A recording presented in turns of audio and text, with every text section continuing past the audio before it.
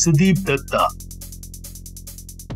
किसी इंसान के ऊंचाइयों तक पहुंचने के लिए एक बड़ी सोच, एक पक्का इरादा और कभी हार ना मानने वाले एक जज्बे की जरूरत होती है। मुश्किलें और परेशानियां हमारे जीवन की एक सच्चाई है। कुछ लोग इस बात को समझ लेते हैं, वहीं कुछ लोग पूरी जिंदगी अपनी परेशानियों को ही गिनाते रहते हैं।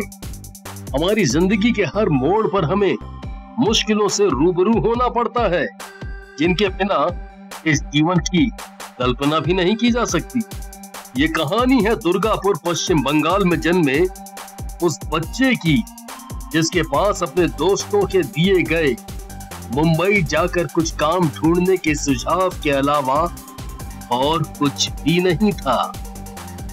उस बच्चे के लिए खाली पेट मुंबई के दादर स्टेशन पर सोने से ज्यादा दर्दनाक अपने पिता और बड़े भाई की कुछ दिनों पहले हुई मौत के सदमे को भुलाना था।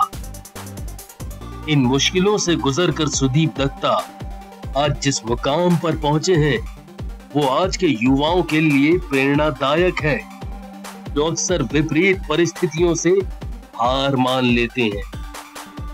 पश्चिम बंगाल में जन्मे इस बच्चे के पिता आर्मी में थे, जो 1971 की जंग में गोली लगने से अपाहिज हो गए थे। उसके बड़े भाई की आर्थिक तंगी की वजह से इलाज न करवा पाने के कारण मौत हो चुकी थी, और इस सदमे से उसके पिता भी चल बसे थे। अपने परिवार की जिम्मेदारी अब उस बच्चे पर थी। ऐसे में उसे एक 15 रुपए मजदूरी का काम और सोने की जगह मिल गई। सोने की जगह ऐसी थी जहां एक कमरे में 20 मजदूर एक साथ सोते थे। 2 साल तक मजदूरी करने के बाद उसकी जिंदगी में एक नया मोड़ आया, जब उसके मालिक ने आर्थिक नुकसान हो जाने की वजह से वो फैक्ट्री बंद करने का फैसला लिया। उस समय उस बच्चे ने एक नई नौकरी ढूंढने के बदले वो फैक्ट्री खुद चलाने का फैसला लिया।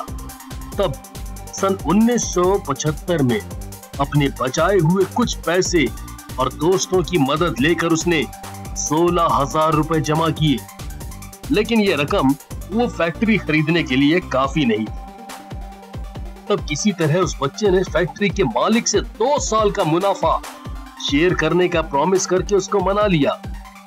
सुदीप अब उसी फैक्ट्री का मालिक बन चुका था, जिसमें अब तक वो एक मजदूर था। इस वक्त उसके लिए खुद का पेट भरना एक चैलेंज था। उसने 7 और मजदूरों का घर चलाने की जिम्मेदारी ली। उस समय एल्युमिनियम पैकेजिंग इंडस्ट्री अपने खराब दौर से गुजर रही थी।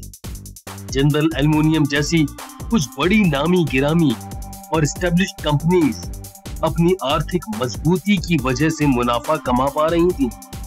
सुदीप ये जान चुके थे कि बेहतर प्रोडक्ट्स और कुछ नयापन ही उन्हें आगे लेकर जाएगा, लेकिन इस सब के बावजूद जिंदल एल्युमिनियम जैसी कंपनी के आगे टिक पाना ही अपने आप में चुनौती से कम नहीं था।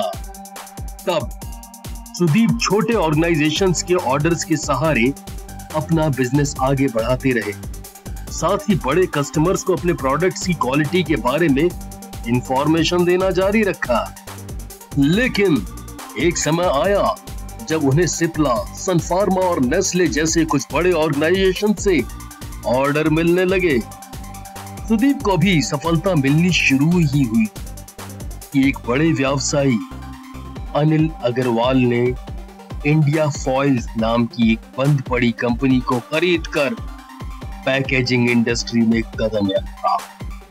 अनिल अग्रवाल और उनका वेदांत ग्रुप वर्ल्ड की कुछ गिनी चुनी कंपनीज में से एक रहे हैं, और उनके सामने टिक पाना लगभग असंभव सा था।